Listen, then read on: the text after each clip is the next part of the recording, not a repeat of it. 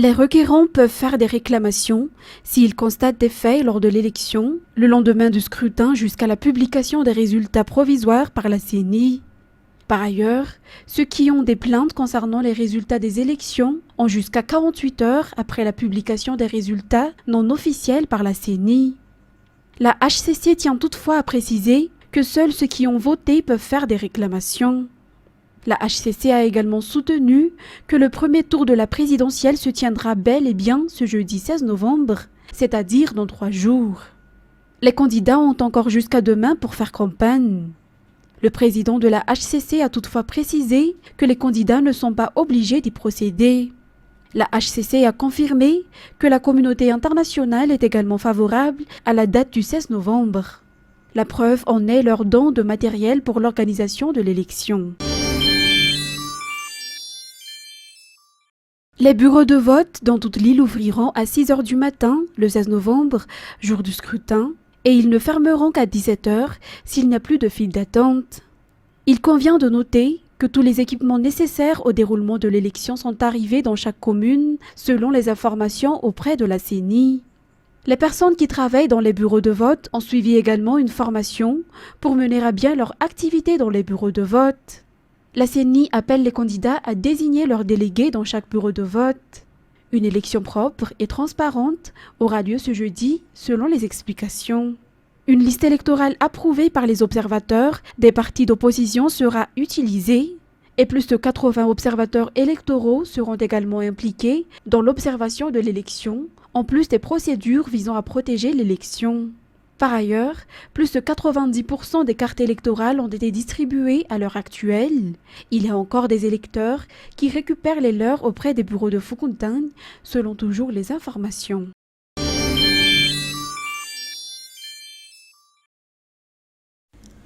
Afin de combler le retard pris dans le développement du pays au cours des 60 dernières années, de nombreux projets ont dû être mis en place ces 4 dernières années, a déclaré hier le candidat Anjradoueln.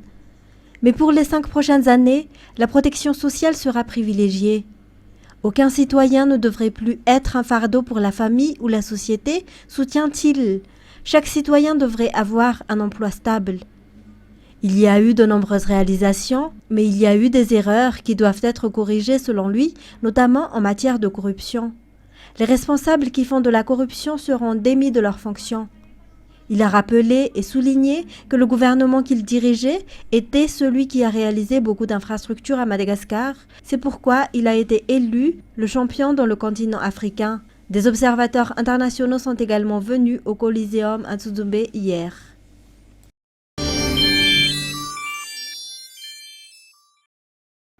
Madagascar procédera à l'élection et il n'est plus possible de revenir en arrière, a déclaré le président de l'Association des maires de Madagascar aujourd'hui. La population a soif de développement et il n'y a pas d'autre issue que l'élection qui assure la poursuite de développement dans le pays. Dans cette perspective, il a exhorté tous les Malagasy, sans exception, à se rendre aux urnes et à voter le 16 novembre prochain. De plus, il a confirmé que l'Association des maires de Madagascar n'acceptera jamais de perturbations délibérées visant à empêcher l'élection. L'Association des maires de Madagascar, qui n'a cessé de renforcer son soutien au candidat numéro 3, Anjradoueln. Presque toutes les communes de Madagascar ont bénéficié des travaux de développement sous l'administration du candidat numéro 3, et c'est lui qui a instauré ce qu'on appelle une véritable décentralisation à Madagascar au cours des 60 dernières années, a-t-il poursuivi. Le président de l'Association des maires de Madagascar a confirmé que toutes les communes de Madagascar sont déjà prêtes pour l'élection du 16 novembre.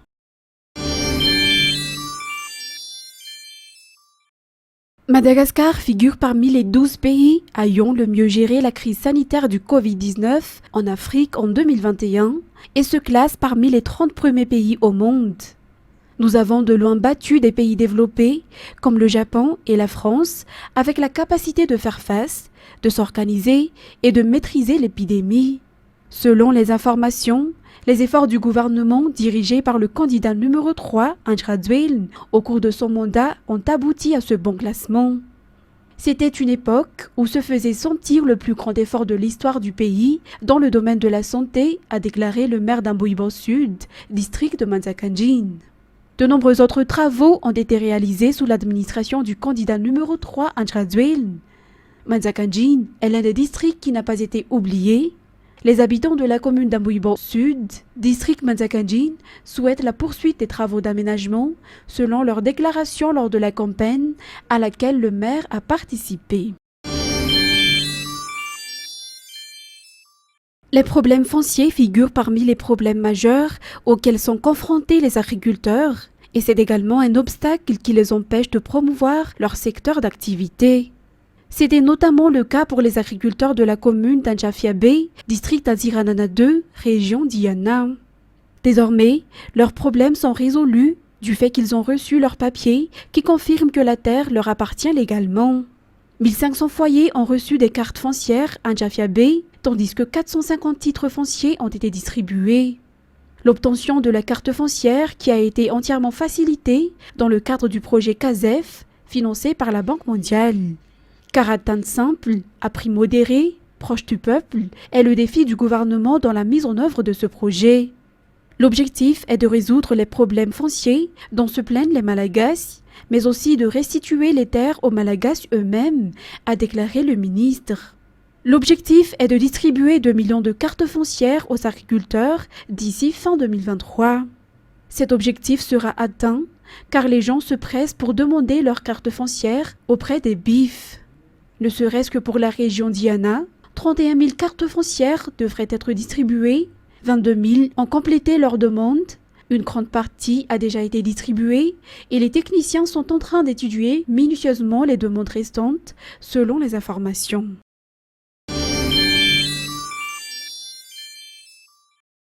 Aucun district n'est oublié en matière de développement à Madagascar, en témoignent les travaux qui ont été réalisés jusqu'à présent. La région du Vaknakarach est la deuxième région à bénéficier d'équipements sportifs et de gymnases après la région du Menabe. Tous les jeunes, notamment les sportifs, bénéficieront de ces équipements, a déclaré le ministre de la Jeunesse et des Sports lors de la présentation de ces équipements au lycée André Ressin Badatirabe.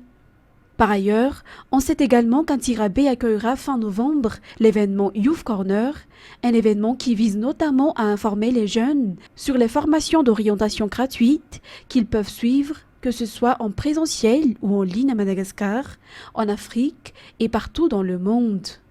Ce projet a été réalisé pour se rapprocher davantage de la population malagasy, pour être plus près des jeunes, mais surtout pour promouvoir le sport, ce qui a été prouvé lors de la 11e édition des Jeux des îles qui a eu lieu à Madagascar, a indiqué le ministre.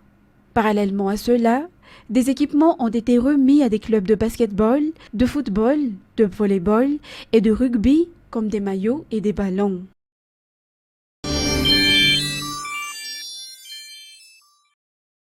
Le CSB2 d'Anjanmain, dans le 6e arrondissement, est opérationnel à compter d'aujourd'hui.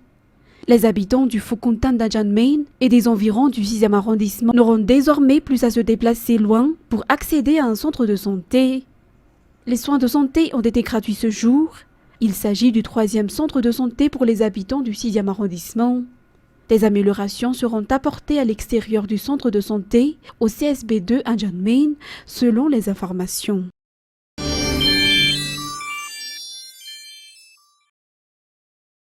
Madagascar est en cire actuellement dans la saison de reboisement. À cet effet, une école de la Fondation Marif, Sisabelair, financée par la République de Turquie, a planté des arbres dans le Fuktan d'Anjakad, commune nanusiale aujourd'hui. 163 jeunes plantes ont été plantées à cette occasion. Outre la protection de l'environnement, cet événement fait partie de la célébration de la Journée nationale de reboisement de la Turquie, célébrée le 11 novembre.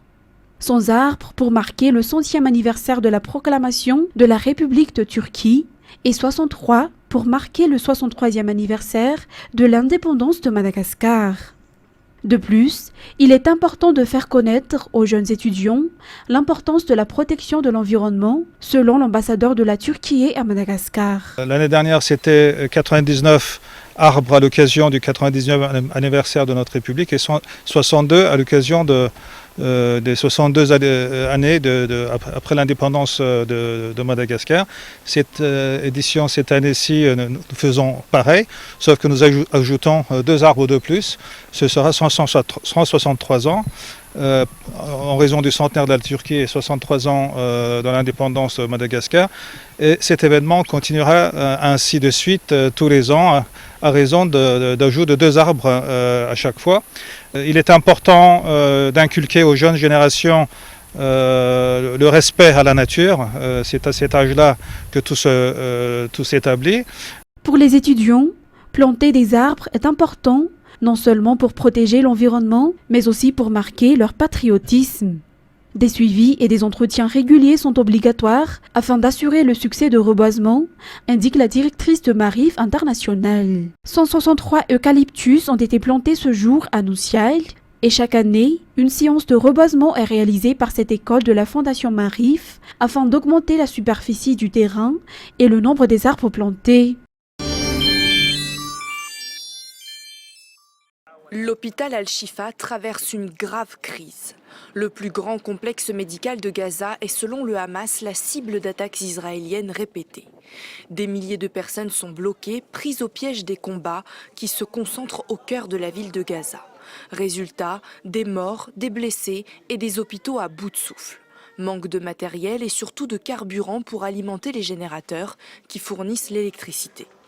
L'armée israélienne affirme avoir déposé 300 litres de carburant devant l'hôpital pour les besoins médicaux urgents et pointe du doigt le Hamas qui empêcherait l'hôpital de recevoir l'aide. Ils nous ont proposé de prendre 300 litres à 2 h du matin et les ont mis au milieu de la route, loin de l'hôpital, sous les bombardements des avions et des chars. Ils nous ont dit de venir avec une ambulance et de prendre le carburant. J'ai proposé de l'envoyer par l'intermédiaire de la Croix-Rouge, mais l'hôpital a besoin d'une quantité bien plus grande. Nous avons besoin de 8 à 10 000 litres de carburant par jour. Les 300 litres, ça ne suffit pas pour quoi que ce soit. L'hôpital appelle les organisations internationales et le gouvernement égyptien à évacuer les civils au plus vite. L'armée israélienne affirme que le Hamas a placé des centres de commandement sous les hôpitaux, tout en assurant de faire tout le nécessaire pour épargner les civils. Nous avons ouvert des routes entre les hôpitaux du Nord et du Sud. Nous discutons avec les directeurs d'hôpitaux et leur proposons de les aider à déplacer les patients pour leur sécurité. Les habitants de la bande Nord écoutent les appels de Tsahal et se dirigent vers le Sud, bien que le Hamas fasse tout pour les retenir. Sur les 36 hôpitaux de la bande de Gaza, seulement 20 fonctionnent encore selon l'ONU. Dans le sud aussi, la situation reste tendue, comme ici à Khan Younes, où les blessés affluent. L'Organisation mondiale de la santé appelle à ne pas rester silencieux face à cette situation dans les hôpitaux de Gaza. Compact, la foule s'élance ce dimanche à Paris avec un mot d'ordre: pour la République, contre l'antisémitisme. En tête du cortège, les 2 présidents du Parlement à l'initiative de la marche, Yael Braun-Pivet et Gérard Larcher, rejoints par la Première ministre Elisabeth Borne, ou encore les ex-présidents Nicolas Sarkozy et François Hollande. Nous pensons que la République, les valeurs dans lesquelles nous croyons, sont menacées et que nous avions besoin collectivement d'un sursaut. Selon la préfecture, 105 000 personnes ont rejoint le cortège entre l'Assemblée nationale et le Sénat. Je trouve aberrant de devoir aujourd'hui encore lutter contre l'antisémitisme parce que ça ne devrait plus exister. En fait, c'est pas seulement les Juifs qui sont concernés, en fait c'est tout le monde, c'est tous les Français. Et nous on voulait venir en famille juste pour montrer qu'il y a un moment, en fait, à partir du moment où les valeurs fondamentales sont touchées, ça concerne tout le monde.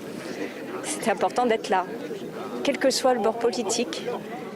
De tensions politiques, il est pourtant question en fin de cortège lorsqu'arrivent les élus d'extrême droite du Rassemblement national, Marine Le Pen en tête. Si quelques heures viennent perturber la marche des élus du RN, sa présidente rétorque qu'ils se trouvent exactement là où ils doivent être. Une présence rejetée par la France insoumise, qui a choisi de boycotter le rassemblement à cause de la venue de l'extrême droite.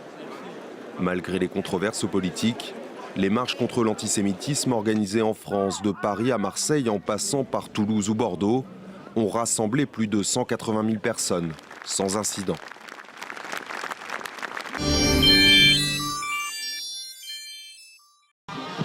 Ces militants écologistes veulent faire du bruit contre le plastique. Sur leur pancarte, ils réclament la réduction drastique de sa production dans le monde à cause de sa toxicité. La pollution plastique affecte tout le monde, depuis l'extraction du pétrole, du gaz et du charbon pour fabriquer du plastique jusqu'à l'exportation des déchets vers des pays tiers, où ils finissent par être brûlés ou se retrouvent dans des décharges. Elle affecte la santé des personnes, la santé de l'écosystème, l'environnement et les capacités des gens à décider de ce qu'ils veulent faire de l'avenir. Il y a urgence, les microplastiques s'immiscent partout sur la planète, dans les fleuves, jusqu'au plus profond des océans, et se retrouvent au final dans le corps humain. Le plastique contribue également au réchauffement climatique et représente plus de 3% des émissions mondiales de gaz à effet de serre. La faute à une industrie en forte croissance. 460 millions de tonnes de plastique sont produites dans le monde chaque année. Des chiffres qui ont plus que doublé depuis le début du siècle. Et ils pourraient tripler d'ici à 2060 si rien n'est fait, selon l'OCDE. Pour limiter ces effets négatifs, il faudrait déjà mieux recycler la matière. Seul 9% est actuellement réutilisé. C'est l'un des buts affichés du sommet de Nairobi qui se tient jusqu'à dimanche avec plus de 170 pays. Mais ce n'est qu'une étape. Les discussions pour établir un traité anti-pollution ne s'achèveront pas avant mi-2025, à minima.